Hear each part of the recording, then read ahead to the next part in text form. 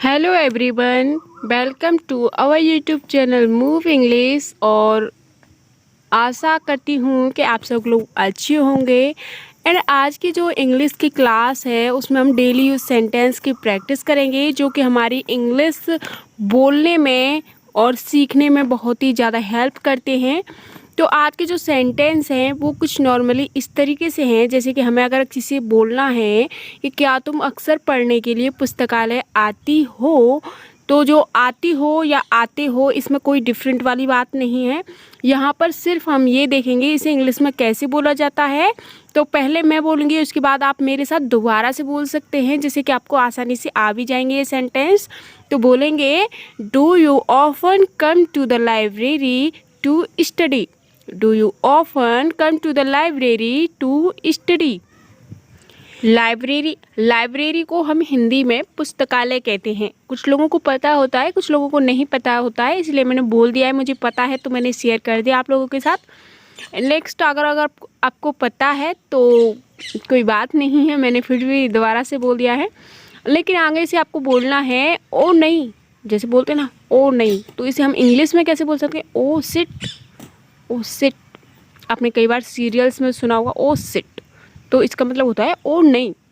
अगर हमें बोलना है कि मैं सामने से ज़्यादा हैंडसम दिखता हूँ, सामने से यानी कि कोई सामने से देख रहा हो, मैं सामने से बड़ा हैंडसम दिखता हूँ, तो इसे इंग्लिश में कुछ इस तरीके से बोलेंगे, I look more handsome from the front. I look more handsome from the front. Guys, आप मेरे साथ प्रैक्टिस कर सकते। क्लियर है? आप लोग फिर से बोल सकते हैं, I look more handsome from the front. मैं सामने से ज़्यादा हैंडसम दिखता हूँ। गाइस, अगर आप लोग चाहते हैं कि मैं आप लोगों के लिए ऐसी वीडियो और लाऊं और आप लोगों को ये वीडियो पसंद आ रही है, तो प्लीज़ बेल आइकन को प्रेस करके उसे ऑल पर कर दीजिएगा, जिससे मेरी हर वीडियो की नोटिफिकेशन आपको टाइम से मिल जाएगी। आपको पता चल जाएगा मेरी वीडियो आ चुकी है। ये टूट गया है क्या, अगर आपको बोलना है ये टूट गया है क्या, तो इसे बोलेंगे has it broken. Has it broken, ये टूट गया है। ब्रोकन का मतलब होता है टूटना। हाँ लगता तो है, हाँ लगता तो है। Yes seems to be, yes seems to be, हाँ लगता तो है। चाहे तो एक बार फिर से बोल सकते हैं, हाँ लगता तो है, yes seems to be. Guys, आप लोग ये सोच रहे हैं कि इन सेंटेंसों के द्वारा आप अपनी इंग्लिश को फ्लुएंसी बना सकते हैं, बूस्ट कर सकते हैं, तो ये सही है। लेकिन ये तभी मुमकिन हो पाएगा जब आप जैसे ये सेंटेंस सुन रहे हैं, यानी कि लिसन कर रहे हैं अच्छे से, तो उसके साथ साथ आपको स्पीक भी करना होगा, बोलना भी होगा। अगर आप बोलेंगे साथ साथ तो आपको ये अच्छे से समझ में आ जाती है, और जब कोई समझ में आती है ना कोई चीज़, तो हम उसे और भी अच्छे से बोल सकते हैं। तो हाँ लगता तो है, yes seems to be. Second है, क्षमा करें मुझे सच में दुख है। यानी कि अगर कोई चीज़ टूट गई है, आपसे ख़राब हो गई है, तो सामने वाले से क्या बोलेंगे? क्षमा करें मुझे सच में बहुत दुख है, मैं इसे ठीक करवा दूंगी। यही बोलते हैं ना। तो इसे हम इंग्लिश में बोलना चाहेंगे तो कैसे बोलेंगे? Sorry, I am really sorry, I will get it repaired. Repaired का मतलब होता है ठीक करवाना। तो सॉरी, क्षमा करें, आई एम रियली सॉरी, मुझे सच में दुख है, यानी कि मैं बहुत माफ़ी चाहता हूँ, दिल से माफ़ी चाहता हूँ। आई will get it repaired, bill का यूज कर, करवा दूंगी। गेट इट रिपेयर, इसे ठीक करवा दूंगी। तो आप समझ चुके हैं इस सेंटेंस को अच्छे से कि हाँ किस चीज़ को हमने कैसे ऐड किया है। एक बार मेरे साथ बोलेंगे, क्षमा करें मुझे सच में दुख है, मैं इसे ठीक करवा दूंगी। तो इसे बोलेंगे, sorry, I am really sorry, I will get it repaired. Repaired एक वोकैबुलरी आपको मिल रही है, तो आप प्लीज़ इसे अच्छे से यूज कीजिएगा। एंड वीडियो में लास्ट तक जरूर बने रहना, प्लीज़ छोड़कर मत जाना। सेंटेंस इसमें सब तरीके के मिलेंगे आपको, शॉर्ट भी लॉन्ग भी। तो नहीं, कोई बात नहीं, आपको बोलना है तो नो। मेरे साथ साथ आप लोग भी बोलिए, नो इट्स ओके, नहीं कोई बात नहीं है। तो आगे से आप ये यूज करेंगे तो आपके लिए बहुत अच्छा होगा। आगे देखेंगे, ज़्यादा समय नहीं लगेगा, पास में एक दुकान है, मैं ठीक करवा दूंगी। तो अगर हमें उसी टॉपिक पर ये बात बोलनी है कि ज़्यादा समय नहीं लगेगा, पास में ही एक दुकान है और मैं ठीक करवा दूंगी, तो मेरे साथ आप लोग भी बोलिएगा, it will not take much time, there is a shop close by, I will get it repaired.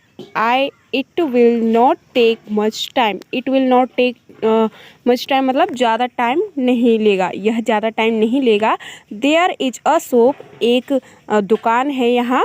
Y, उसके द्वारा।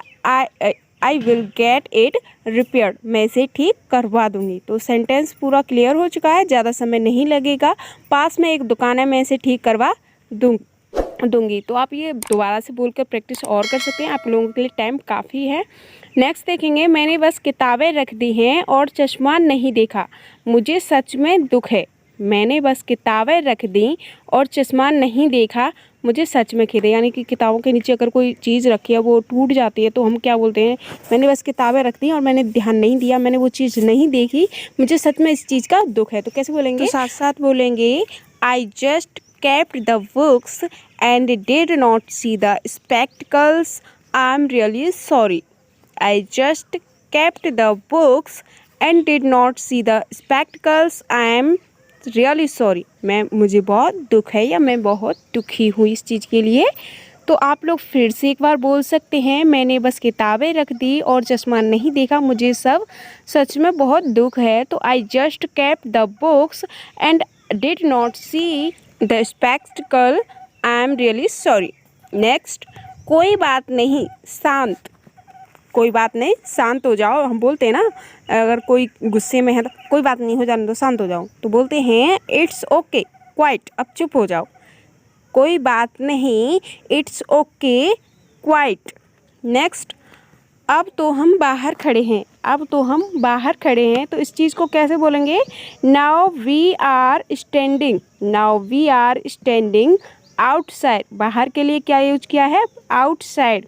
नाउ मतलब अब जैसे अब इस टाइम के लिए बोलेंगे तो हम नाउ का यूज करते हैं ना, तो अब नाउ वी आर स्टैंडिंग, हम खड़े हैं बाहर, आउटसाइड। मेरी रेलवे की परीक्षा है। मेरी रेलवे की परीक्षा है अगर बोलना है तो I have railway exam. I have railway exam, मेरी रेलवे की परीक्षा है। आगे से आप ये बोल सकते हैं, मेरे लिए मेरे साथ भी बोलना चाहते हैं तो बोल सकते हैं। मैं काफ़ी बार बोलती हूँ और टाइम भी देती हूँ आप लोगों के लिए बोलने के लिए। तो मेरी रेलवे की परीक्षा है, आई हैव रेलवे परीक्षा यानी एग्ज़ाम। तो फिर तुमने ऐसा क्यों किया, अगर हमें बोलना है तो फिर तुमने ऐसा क्यों किया। Then why did you do it. Then why did you do it, तो फिर ऐसा क्यों किया। तो फिर के लिए हमने क्या लगाया, देन। वाई क्यों किया, डिड यू डू इट, तुमने, ये पास्ट में बन रहा है ना, तो तुमने ऐसा क्यों किया, किया डेड का यूज़ किया है। तो then why did you do it, आगे से आपको बोलने में कोई भी दिक्कत नहीं होगी। मैं क्या कर सकता था, वे फीस वापस करने को तैयार नहीं थे। हमें कोई भी चीज़ मतलब ज़बरदस्ती करनी पड़ती है तो क्या बोलते हैं, मैं क्या कर सकता था, वो फीस वापस करने के लिए तैयार ही नहीं थी तो मुझे ज़बरदस्ती पढ़ना पड़ा। तो इसे कैसे बोल सकते हैं, what could I do. What could I do, इसे क्यों बोल रहे हैं, मैं क्या कर सकता था। देयर आगे क्या है, वे फीस वापस करने को तैयार नहीं थे, तो इसके लिए बोलेंगे they were not ready to refund the fees. सबसे पहले क्या था, मैं क्या कर सकता था, वाट कुड आई डू, मैं क्या कर सकता था, बस इतना बोलना है तो what could I do. Next, वे फीस वापस करने को तैयार नहीं थे, they were not ready to refund the fees. दोनों को साथ मिलाकर बोल सकते हैं, अलग अलग बोल सकते हैं। मेरे साथ एक बार और बोलेंगे, मैं क्या कर सकता था, वे फीस वापस करने को तैयार नहीं थे, they what could I do, they were not ready to refund the fees. Next sentence देखेंगे, तुम मुझे बताओ कि क्या IAS बनने से ज़्यादा ज़िंदगी में कुछ ज़रूरी है। तुम मुझे बताओ कि ज़िंदगी में IAS बनने से ज़्यादा कुछ ज़िंदगी में है या ज़रूरी है।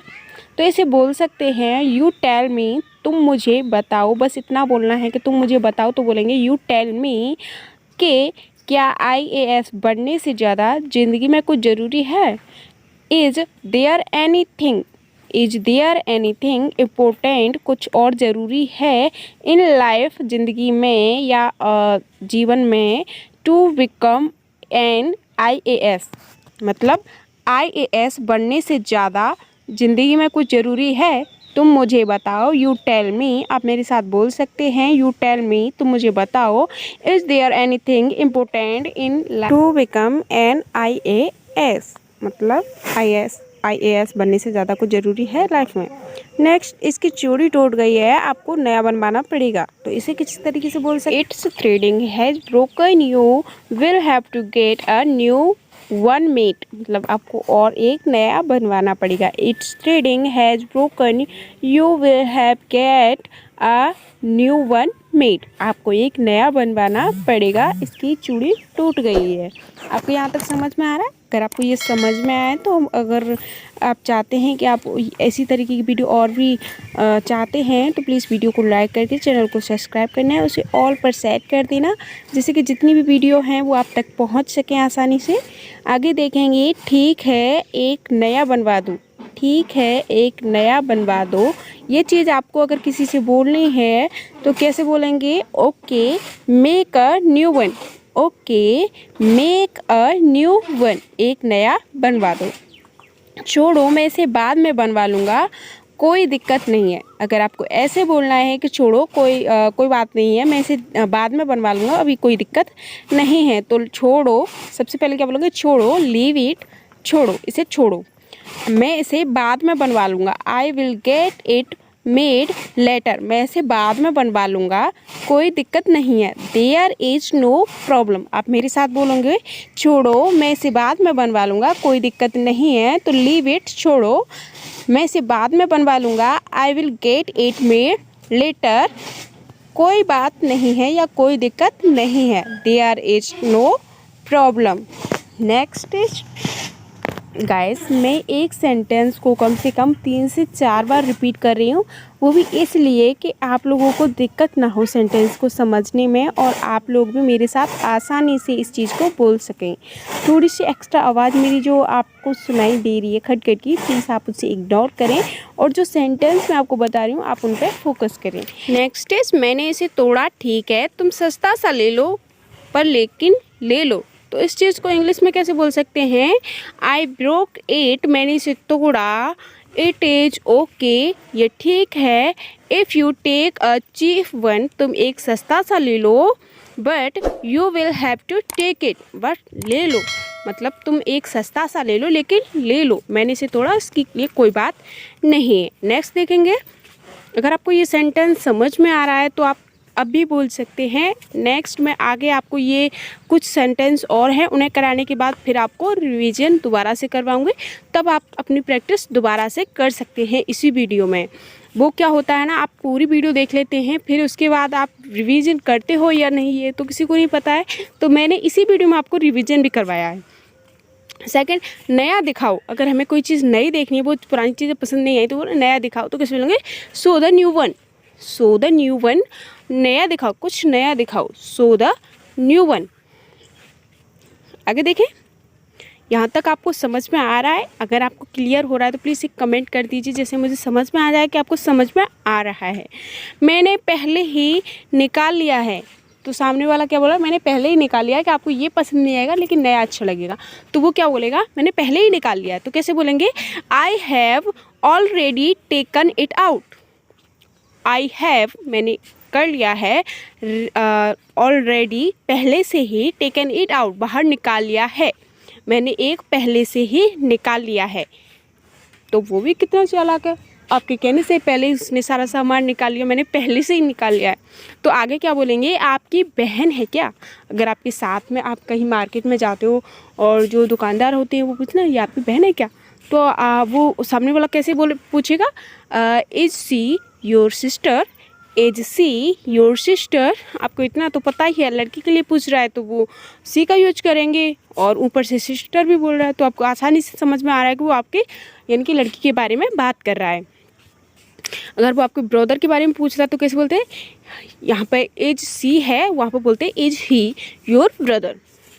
क्या कह रहे हो, क्या कह रहे हो, तुम्हें तमीज़ नहीं है क्या? अगर कोई गलत बात मुंह से निकल जाती है तो सामने वाला कहते हैं क्या कह रहे हो, तमीज़ नहीं है क्या? तो इसे कैसे बोल सकते हैं? व्हाट आर यू सेइंग, तुम क्या कह रहे हो? Didn't you have manners, didn't you have manners, manners का मतलब होता है तमीज़ भी होता है। मैनर्स का मतलब ये भी होता है कि आपके अंदर जो मतलब वो होते हैं ना, वो क्या बोलते हैं, अरे जो परिवार वाले हमें क्या सिखाते हैं, मैं आपको बाद में बताऊंगी, एंड में याद आएगा, अभी नहीं आ रहा है। बस मैनर्स का मतलब मुझे अच्छे से समझ में आ रहा है, आपको भी समझ में आ रहा है। आगे आपको क्या बोलना है, बस कुछ भी कहे जा रहे हो थोड़ी तमीज़ रखो। मतलब कोई गलत सलत बोल रहा है तो आपने पहले बोल दिया कि तुम क्या बोल रहे हो, तुम्हें तमीज़ नहीं है, फिर उसके बाद क्या बोलते हैं, बस कुछ भी कहे जा रहे हो, थोड़ी सी तमीज़ तो रखो। तो you are just saying anything, तुम कुछ भी कहे जा रहे हो। हैव सम मैनर्स, कुछ मैनर्स रखो, बस कुछ भी कहे जा रहे हो। You are just saying anything, थोड़ी सी तमीज़ रखो। हैव सम मैनर्स, दोनों को अलग अलग भी बोल सकते हैं, कभी भी कहीं भी जोड़ सकते हैं। एंड अगर आपको दोनों को साथ मिलाने की बोलने की बारी आती है तो आप दोनों को साथ मिलाकर भी बोल सकते हो। तो थोड़ी सी तमीज़ रखो, हैव सम मैनर्स, बस कुछ भी कहे जा रहे हो। You are just saying anything. आगे बोलेंगे, आप दोबारा से बोलना चाहते हो तो दोबारा से बोल सकते हो, बाकी हम आगे बढ़ते हैं। माफ़ करना करीबी दोस्त है, माफ़ करना करीबी दोस्त है। अगर आप किसी के लिए मतलब बोलना चाहते हो माफ़ करना, कोई गलती हुई है तो सॉरी मेरा फ्रेंड है, या तो इसे कैसे बोलेंगे, माफ़ करना करीबी दोस्त है। Sorry close friend, sorry close friend यानी कि मेरा करीबी दोस्त है। आगे, इसको लगा के देखो, इसको लगा के देखो, जैसे कि आप कहीं भी चश्मा टेस्ट कर रहे हो, चश्मा देख रहे हो कि ये अच्छा लग रहा है कि नहीं, तो सामने वाला क्या बोला, ये लगा के देखो ये अच्छा लगेगा, तो इसके लगा के देखो। Try this one, try this one, ये एक लगा कर देखो या इसको लगा के देखो, ट्राई दिस वन। आगे से आप इसको समझ भी पाएंगे और किसी से बोलने की बारी आई तो बोल भी पाएंगे। तो आगे बढ़ेंगे, आगे है, मैं फ्रेमलेस नहीं पहनता, मैं फ्रेमलेस नहीं पहनता, ये आसानी से टूट जाते हैं। यानी कि कोई भी ऐसी चीज़ है जो फ्रेमलेस है तो हमें पसंद भी होती है और किसी को नहीं होती है, तो क्या बोलते हैं, मैं फ्रेमलेस नहीं पहनता हूँ, ये आसानी से टूट जाते हैं। तो इसे बोलेंगे I don't wear frameless, it breaks easily, यह आसानी से टूट जाता है। दोबारा बोलेंगे एक बार, मैं फ्रेमलेस नहीं पहनता, ये आसानी से टूट जाता है। इसे बोलेंगे I don't wear frameless, it breaks easily, यानी कि यह आसानी से टूट जाता है। आप रिपीट कर सकते हैं। गाइस, मैं आपको बार बार यानी 2 से 3 बार अपना हर सेंटेंस रिपीट कर रही हूँ और बाद में आपको रिवीजन करने का भी मौका दूंगी इसी वीडियो में। तो अगर आप लोग चाहते हैं कि इसी तरीके से आप और भी वीडियो देख सकें और आपको अच्छे से प्रैक्टिस हो सके तो प्लीज़ आप वीडियो को लाइक कीजिए एंड उसके बाद जो नीचे रेड बटन है सब्सक्राइब बटन, उसे सब्सक्राइब कीजिए एंड उस पर नाम भी लिखा हुआ है मेरा प्यारा सा, उसे पढ़ लीजिए, अच्छे से याद कर लीजिए जिससे आप कंफ्यूज ना हो।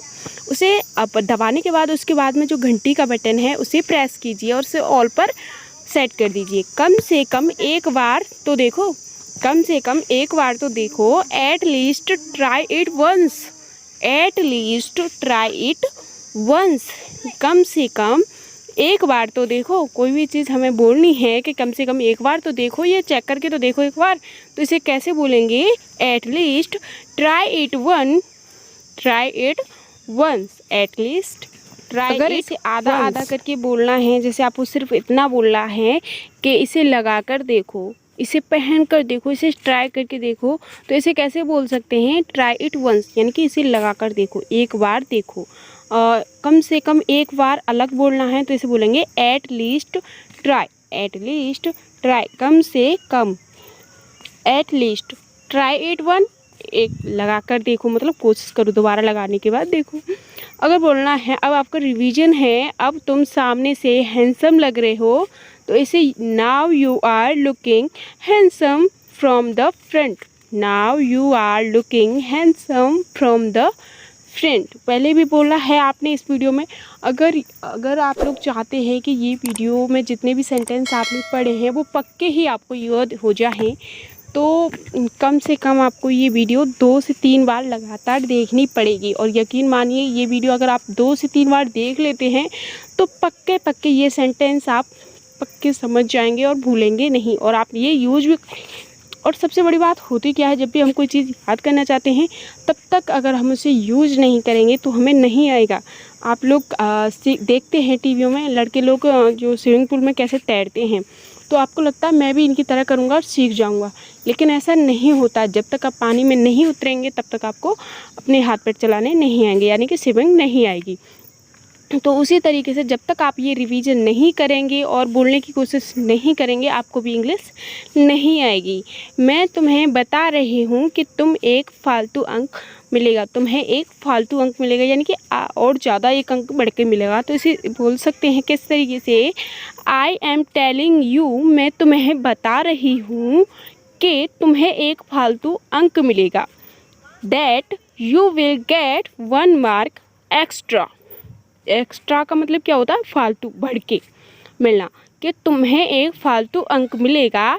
दैट यू विल गेट, यानी कि तुम पाओगे 1 मार्क एक्स्ट्रा। तो दोस्तों ये मार्क जैसे मैंने अभी बोला मार्क, ये आपको क्या लगता है ये सही है मार्क बोलना? जी नहीं, मैंने इसीलिए बोला कि कितने लोग इस चीज़ को पकड़ पाते हैं। तो इसे MARK मार्क नहीं बोलेंगे, मार्क बोलेंगे, सिर्फ मार्क। जो आर होता है ना इसमें साइलेंट होता है। तो आपको समझ में आ रहा है? आगे देखेंगे। मैं तुम्हें बता रही हूँ कि तुम्हें एक फालतू अंक मिलेगा। I am telling you that you will get 1 mark extra. आपको ये चीज़ अच्छे से समझ में आ गई है? तो वीडियो आगे बढ़ाएंगे और रिवीजन के साथ साथ आपको एक बात और बता देती हूँ, अगर आप इसी तरीके की वीडियो पाना चाहते हैं तो प्यारे से लाइक के साथ साथ कमेंट भी ज़रूर करें, और कमेंट में ये ज़रूर बताना कि आपने इनमें से कितने सेंटेंस कवर कर लिए, यानी कि आपने कितने सेंटेंसों को पकड़। तो बस आज के लिए इतना ही, मिलेंगे नेक्स्ट वीडियो में। वीडियो अच्छी लगी तो लाइक कर दीजिएगा, एंड चैनल को चाहते हैं जुड़ना तो सब्सक्राइब कर लेना है आप लोगों को। और उससे भी ज़्यादा अगर आपको ये वीडियो पसंद आती है तो इसे अपने दोस्तों में, अपने कजन में, अपने जो भी इंसान जो आपसे जुड़े हुए हैं उनमें शेयर कर सकते हैं। तो बस मिलते हैं नेक्स्ट वीडियो में।